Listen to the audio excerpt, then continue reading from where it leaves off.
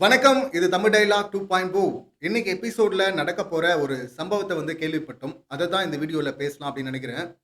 இங்க இந்த ரூம் மாறுனாங்கல்ல, அதிகாரம் மாறுச்சுல்ல, ஆண்கள், பெண்கள் அப்படின்னு சொல்ட்டு, அத ஸ்ட்ரெய்ட்டா பண்ணாம ஒரு குறியீடு மூலியமா உணர்த்துனாங்கல்ல.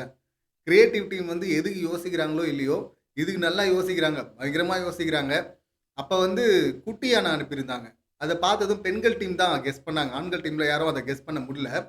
இப்ப சொன்னாங்க வீடு ஷிஃப்டிங்கா அப்படின்னு சொல்லிட்டு. அதான் அப்படின்னு சொல்லிட்டு போனார்ல.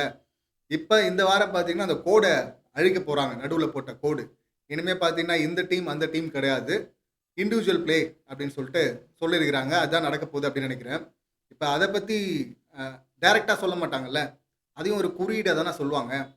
இங்க பார்த்தீங்கன்னா, ஒரு பாக்ஸ் ஒண்ணு, பெரிய பாக்ஸ் ஒண்ணு வச்சிருக்கிறாங்க. பிக் பாஸ் வச்சிருக்கிறாரு. அத பார்த்ததும் என்ன நினைச்சிருப்பாங்க அவங்க கண்டஸ்டன்ட்லாம்? வீட்ல இருந்து சில பேர் பார்த்தீங்கன்னா, ஃபுல் ஃபோக்கஸ் அவங்களுக்கு சாப்பாடுலயே தானே இருக்கு எப்பவுமேவ. அதனால வீட்ல இருந்து சாப்பாடு வந்திருக்கு அப்படின்னு நெனச்சிருக்கிறாங்க. முந்த நாள் தான் விஜேஎஸ் பார்த்தீங்கன்னா, இந்த சிவா கூட சொன்னார்ல, படிச்சார்ல, உடுப்பி ஹோட்டல் மெனு மாரி. அது மாரி பெருசா அனுப்பிச்சு விட்டாரு சாப்பாட. அத சாப்பிட்ட பிறகும் இன்னமும் இவங்க பெருசா அறுத்து தள்ளிட்ட மாரி, இன்னும் எதிர்பார்த்துட்டு இருக்காங்க. சாப்பாடு அனுப்பிட்டே இருப்பாங்க, இந்த மாரி அப்படின்னு சொல்லிட்டு. ஸோ சாப்பாடு இருக்கும் அப்படின்னு கெஸ் பண்ணியிருக்கிறாங்க. சிலர் பார்த்தீங்கன்னா, வைல்டு கார்டா இருக்க வாய்ப்பு இருக்கு அப்படின்னு கெஸ் பண்ணியிருக்கிறாங்க. இந்த கெஸ்ல லாஜிக் இருக்கு. ஏன்னா சீசன் 5ல பார்த்தீங்கன்னா, இவரு தீபக் தீபக்கா? அந்த சினிமா பையன் ஒருத்தர் இருப்பார்ல, அவர் பேரு தீபக்கா? என்ன பேரு டக்குன்னு வரல எனக்கு. அந்த சினிமா பையன் ரிவ்யூவர் இருக்கார்ல, முதல் முறை வந்தாரு. முதல்லயே தட்டி அனுப்பிட்டாங்க தலையில. 2வது முறை வந்தாரு.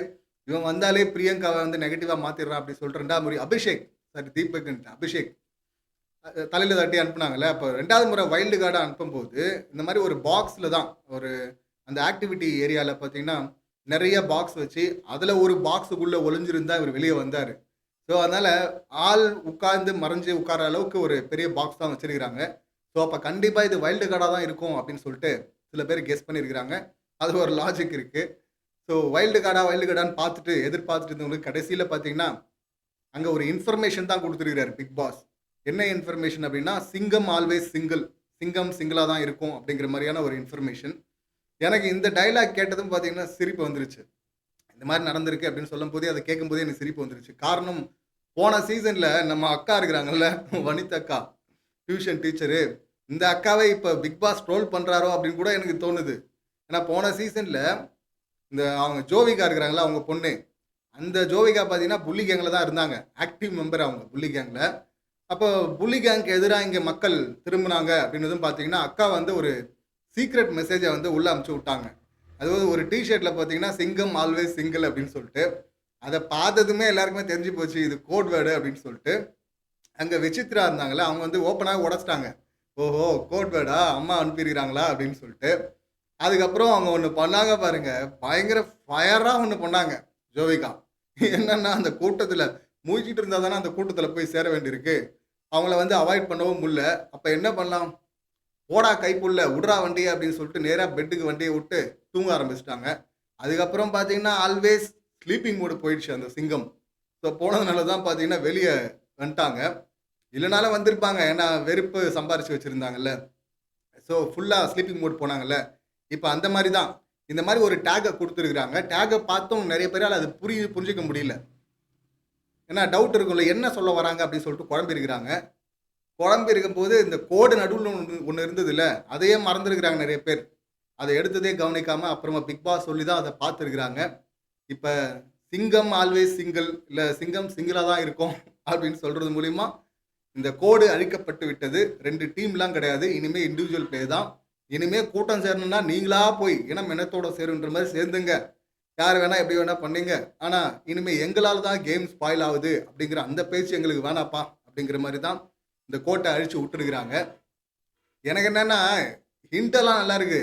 ஆனா இந்த ஹிண்ட்ட வச்சு பார்க்கும்போது போன சீசன்ல ஜோவிகா போய் தூங்குன மாரி இப்ப ஆளாளுக்கு போயிட்டு தனித்தனியா கேம் ஆட சொன்னா தனித்தனியா தூங்க ஆரம்பிச்சா என்ன பண்ணுவீங்க? அப்புறம் இன்னும் கழுவி ஊத்துவாங்கல்ல மக்கள். அந்த மாரி போய் தூங்குறதுக்கும் வாய்ப்பு இருக்கு சில கேரக்டர்ஸ். ஏன்னா, டீம்ல விளையாடும்போதாவது டீம்ல எல்லாரும் சேர்ந்து குத்துவாங்க, குறை சொல்லுவாங்க அப்படிங்கிற ஒண்ணு இருக்கும். இப்ப இண்டிவிஜுவலா சொன்னா, அவங்க பாட்டுன்னு அவங்க விளையாடிக்கிறாங்க அப்படின்னு சொல்லிட்டு சில பேர் சாப்பிட்றது, பாத்திரம் தேய்க்கிறது, தூங்குறது, ஊர்க்கதை அந்த ஊர்க்கேள்வி கதைலாம் பேசுறது, சிவா மாதிரி ஆட்கள் இந்த மாதிரி பண்ணுறதுக்கும் வாய்ப்பு இருக்குது. இது எந்த அளவுக்கு ஒர்க் அவுட் ஆகுது, ஏன்னா இதுதான் நம்மளும் சொல்லிக்கிட்டு இருந்தோம், டீமெல்லாம் வேணாங்க தயவுசெய்து பிரித்து விட்டுருங்க அப்படின்னு சொல்லிட்டு பிரித்து விட்டாங்க. இதுக்கப்புறமும் அவங்க விளையாடலைன்னா அப்புறம் இந்த சீசனை யாராலுமே காப்பாற்ற முடியாது அப்படின்னு தான் சொல்லணும். ஸோ இந்த சம்பவம் தான் நடந்திருக்கு. இந்த செக்மெண்ட் பார்க்குறதுக்கு சூப்பராக இருக்கும் அப்படின்னு நினைக்கிறேன். இந்த செக்மெண்ட்டை பற்றி, இந்த சம்பவங்களை பற்றி நீங்கள் என்ன நினைக்கிறீங்க? உங்கள் கருத்து என்ன அப்படிங்கிறத கமெண்ட் பண்ணுங்கள். மீண்டும் அடுத்த வீடியோவில் சந்திக்கலாம். நன்றி, வணக்கம்.